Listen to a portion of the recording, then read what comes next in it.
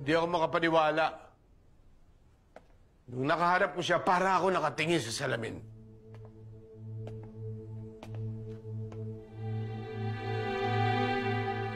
Ay.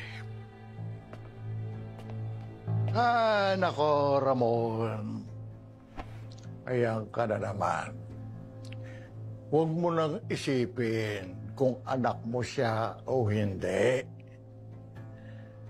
Yang anak mo, nandito na sa bahay mo. Ako na magsasabi sa'yo, wala lang yan. Mas maraming bagay tayo dapat pagtuunan ng pansin, Ramon. Alam ko, Papa. Alam ko, pero hindi lang ako makapaniwala.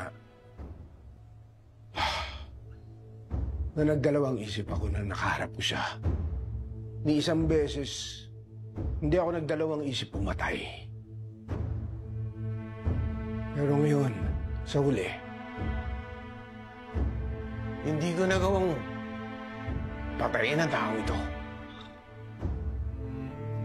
Kaya nga, Ramon, sa susunod, ang makasagupa mo, makaengkwentro mo yung taong yan, huwag ka nang magdalawang isip, patayin mo na.